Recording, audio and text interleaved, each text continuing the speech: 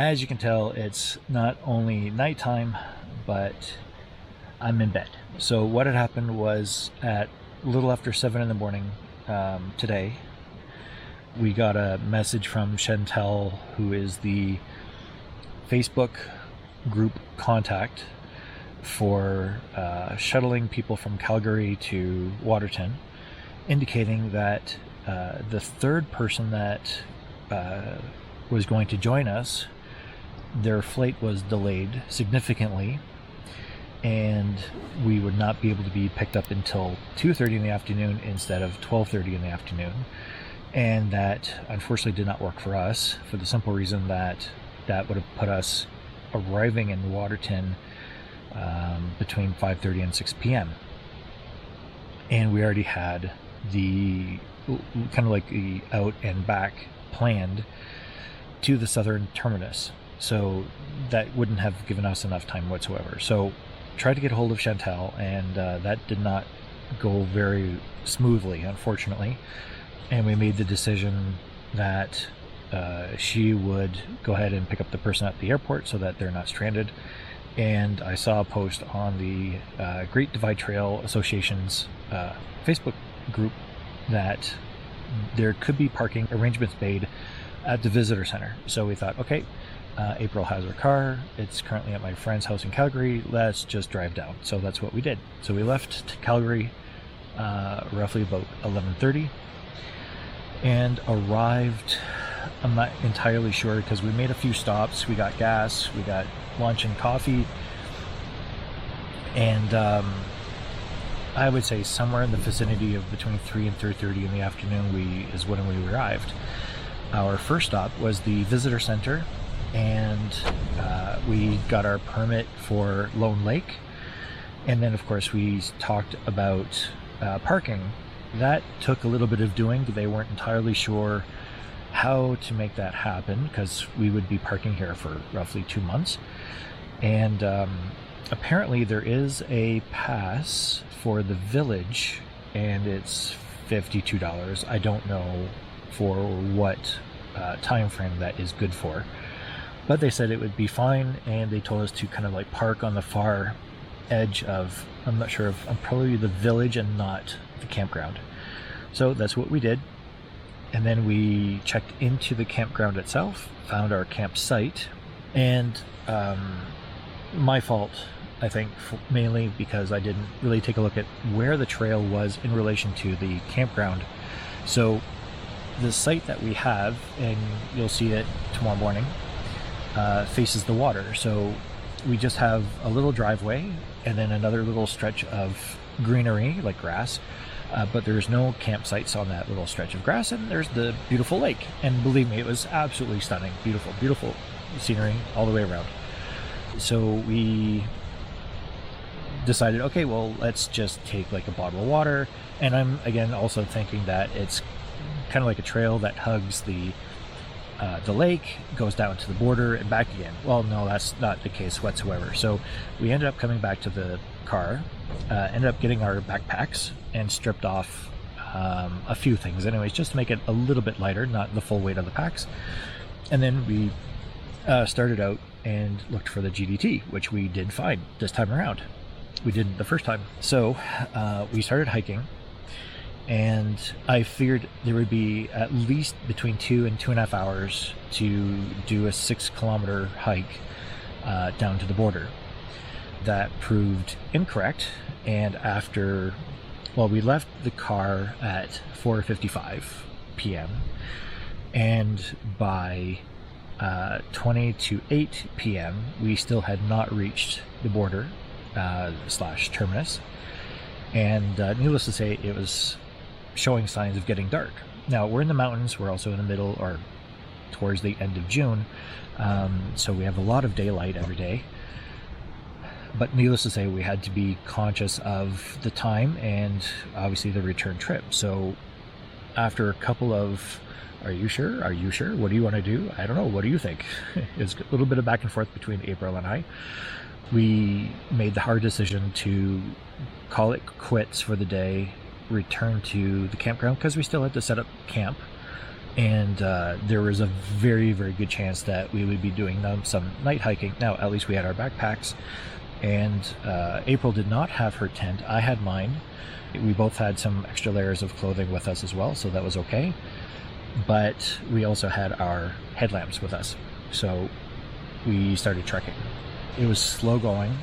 Like, obviously, it's actually interesting. Like, if you have watched my Bruce Trail videos, I found this, at least this stretch, and I know it's only our first day, so, you know, don't rip into me too much here, but at least for today, it was a lot of ups and downs, but at least there wasn't a lot of climbing involved, meaning when I was doing ascents and descents with Bruce Trail, there were a lot of stepping up onto tree roots. Whoop. Anyway, so there's a lot of stepping up on tree roots and rocks and whatnot, and that just wasn't the case here. Sure, you had to kind of like steadily climb up or steadily climb down or whatever, but otherwise it was like walking up or walking down, and that was the extent of it. So it was a nice surprise for me anyways, considering my Bruce Trail experience. Anyways, so we finally got back to camp at maybe 11:15. April turned the car around so that she could turn the headlights on so I could set up my camp. I told her ahead of time, like, look, there's no point in both of us delaying going to bed, so why don't you just camp out in your car like you have been, and then you can get to sleep more quickly. And so that's what she did. I stayed up for a little bit longer, just to set up my bed. I got some water, went to the bathroom, and wrote in my journal. Yeah, it was roughly 6 hours to do. I'm going to estimate 11 kilometers, give or take. So if that's our pace, that's really going to affect some of the longer days that we have. Tomorrow, we'll have a chat about how things have progressed today.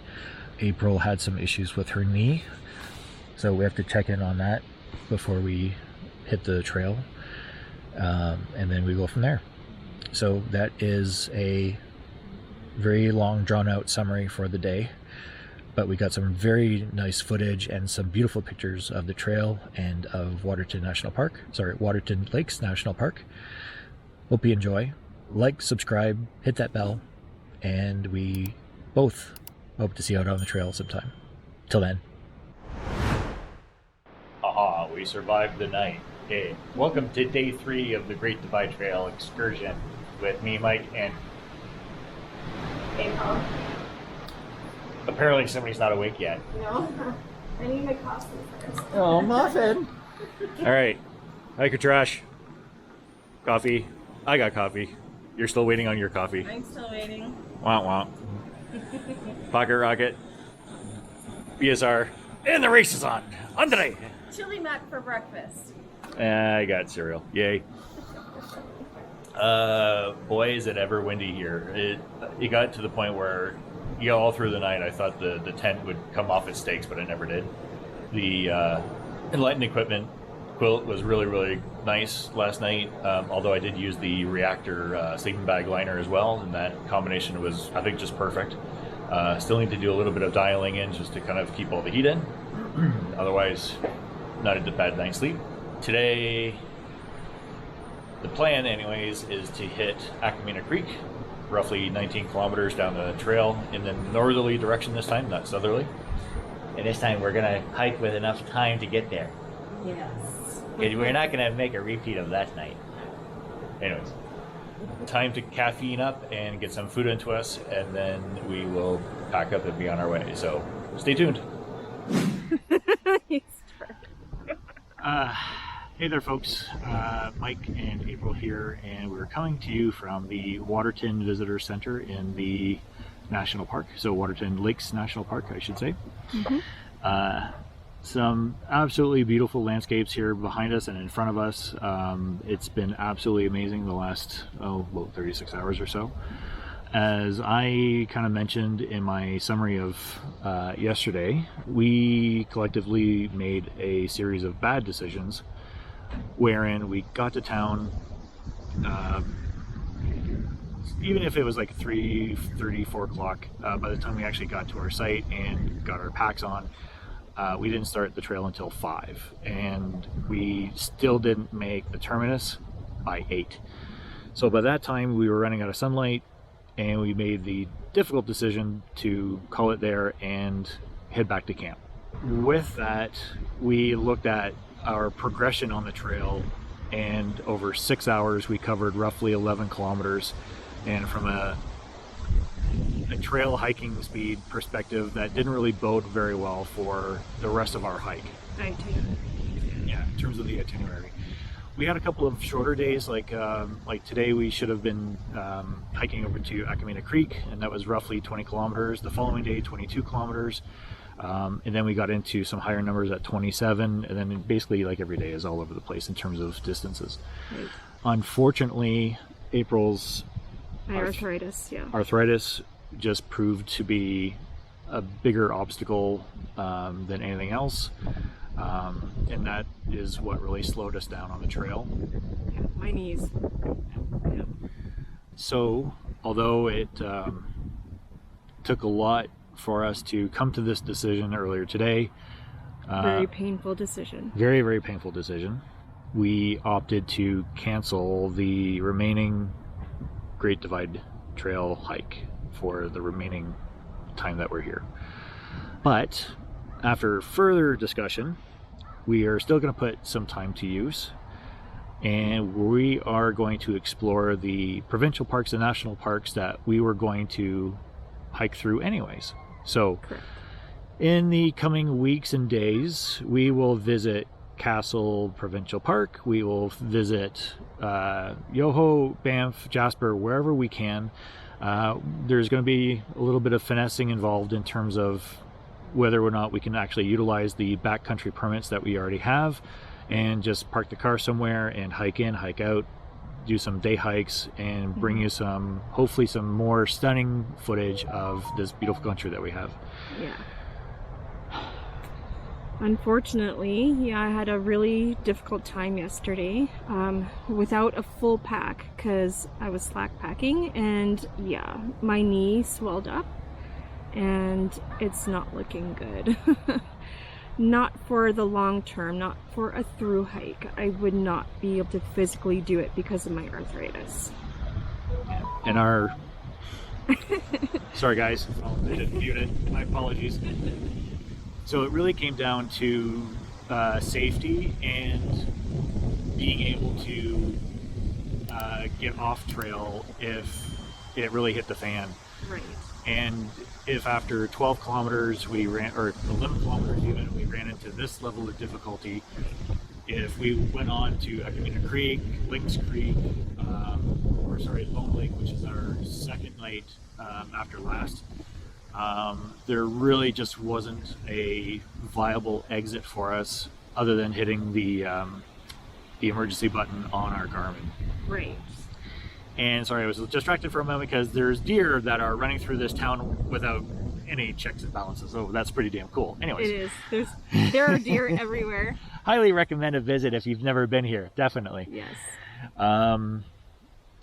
Yeah, so I think that about covers it. Yeah, unfortunately. I mean, really disappointing. There were a lot of tears.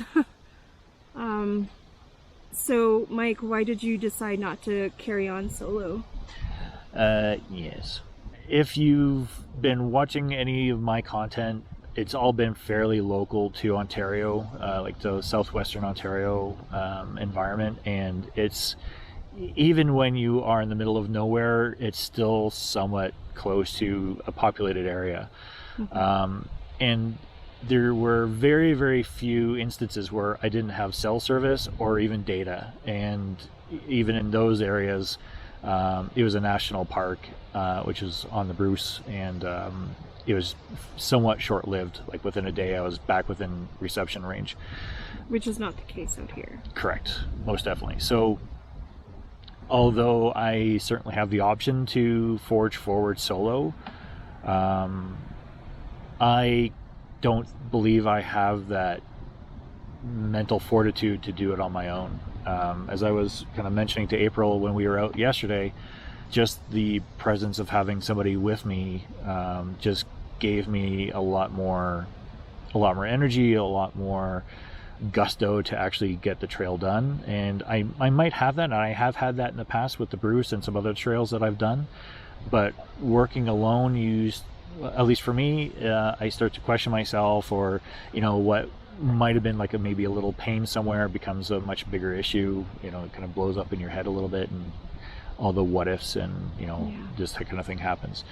So it was a combination of that, and considering just how much this trail also meant to April with her arthritis, and it's a debilitating situation for her. So the longer it goes on, the less that she'll be able to do. Mm-hmm. My body has already been breaking down, and I wanted to do this last big hike before my body completely broke down. Yeah. And unfortunately, one day and my body was breaking down. Yeah. And for me to continue on, I would have basically had to have packed up this morning and left April to her own devices, and I just couldn't do that. So needless to say, we've talked it out, and we think that we've come up with a plan B that works for both of us, and we can do some other exploring and put some time to use before I go back home to Ontario and have some fun. Yeah. Shorter day hikes, Much shorter. Without a full pack, which will put less strain on my joints. And yeah. So by all means, stay tuned. Both of us will have more and new content coming your mutual ways. We're not done. Not by far. So like I said, some national and provincial parks coming your way. We're going to take advantage of the roofed accommodations that we've already booked. So there are actual beds in our somewhat future. So that's always a good sign. Anyways, so that's it for us, folks. Questions, concerns, comments, you know what to do. Put those in the comment section. Hit that like, subscribe, and bell buttons, and we both really appreciate it. Until then, see you on the trail. I go, man. I go on. Until then. Bye. Not that you can hear me over the noise of the road, but welcome to Castle Provincial Park. And we are on our way to Beaver Mines for 2 nights, and then on to Castle Falls tomorrow night for a night, and then over to Lynx Creek for 2 nights, provided that they have space for us. And the poor little car is groaning and grinding along, but the views are definitely worth it. So if we can get a shot of the ones to the right, there's a little bit of a mist coming over the mountaintop. Designated camping that way, and we're almost there. So fair warning, folks, if you are in Castle Provincial Park, there is 0 cell service. If you happen to be in Beaver Mine, the actual hamlet prior to the provincial park, you will have cell and data service depending on your carrier. Not that I'm a tour guide or anything. Great show of the mountains. Okay. Stop recording here, and we'll pick up when we get further into the park. So we are on the lookout for Site 55, and just to let you know, folks, all the sites in Beaver Mine are all to be reserved online or through the Alberta Parks Service. Okay, that's sites 1 to 32. Oh, watch for the dog. Hey, puppy. I hope it's not catching something. I hope it wasn't an animal. Maybe a toy. Okay, good.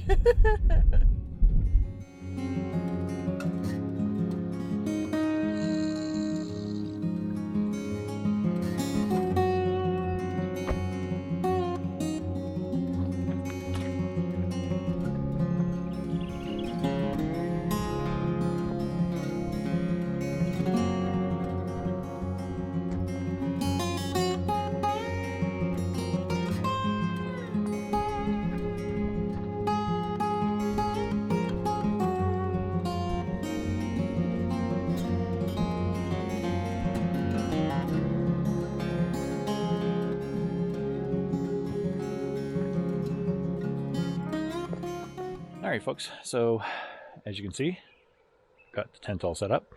For those who haven't seen the 3FUL Lanchan 2, how about a tour? And I might as well show you the whole setup in terms of how how I've been setting it up for sleeping at night, since last night was way too late.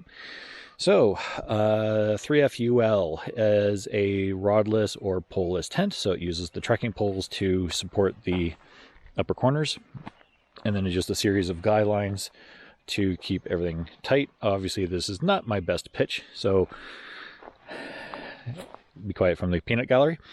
But what I do really like about the tent is that it is double doored, and once the doors get closed and this becomes taut, you have a really nice area for a vestibule on both sides. Nice tall bathtub.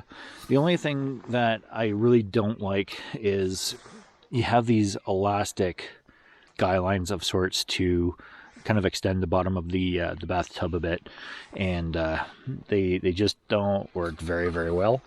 You kind of have to tug at things, and well, here you can see that even came undone on me, so I have to tie that back up again. This trip has been challenging with this tent. I've used this sucker a number of times, and just this trip alone I've had 3 knots come undone on me, so I'm not impressed right now, but otherwise it's a great tent, believe me. Anyways, so more guy lines, and what's also nice is that these guy lines and the adjustment pieces all luminesce with your headlamp, so it makes it much easier to see at night. In terms of the interior, and you also have the ability to, kind of like what I've done here, is roll the door to the outside and clip it. You can also roll the screen inside, and you have a separate clip there. So what I've done here is underneath my thermarest, I have a little piece of what used to be called slip grip, or it's just like a rubberized mesh, and that just keeps the pad from slipping as I toss and turn at night, which I do a lot of no matter where I am. I also have a Sea to Summit Reactor sleeping bag liner, so I'll be slipping into that before I get into bed. And of course my lightened equipment quilt, which really kept me nice and toasty last night.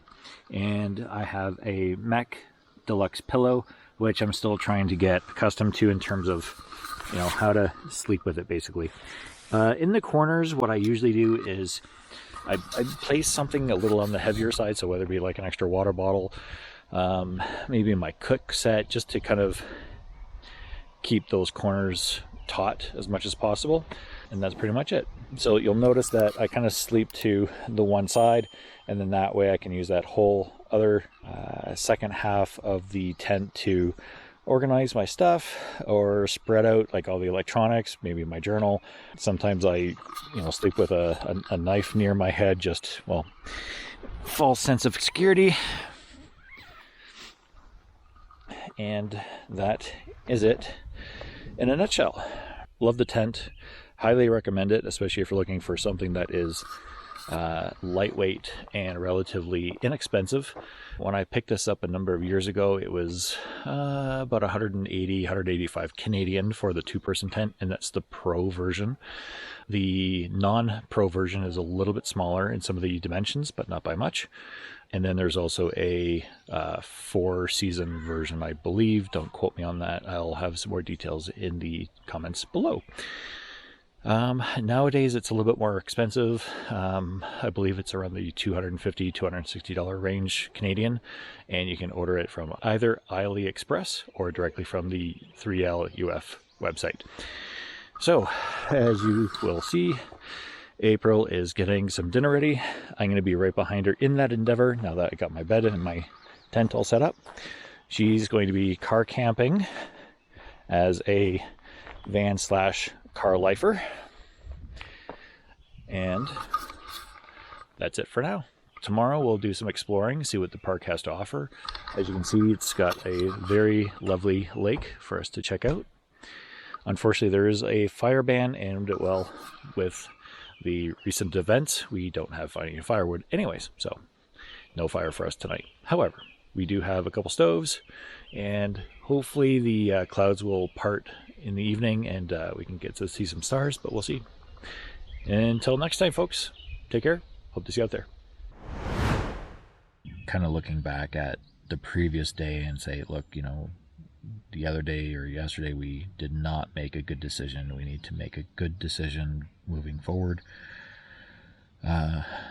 Safety and practicality and, you know, everything. So it was a pretty emotional and tough set of decisions to kind of stop where we were. And then, of course, trying to decide what to do next. So needless to say, we had to pack up and get out of Waterton Lakes National Park because we had to check out by 11.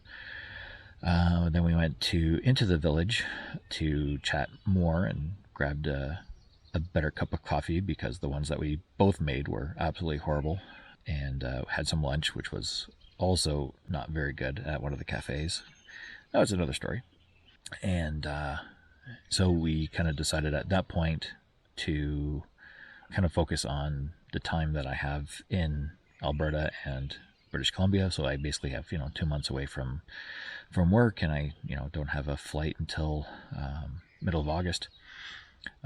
So may as well explore those provincial parks and national parks that we would have visited anyways, but only from a front country camping perspective, or, see if there's a trailhead that we could park at, hike in, explore, do a little hiking, report back to you all who have been, giving us and lending us your support and encouragement. And that's basically where we are now. So we drove up to Castle Provincial Park, as you saw earlier in the video. We tried to actually go directly to Beaver Mines campsite, but it was unmanned, and all the reservations were to be done online.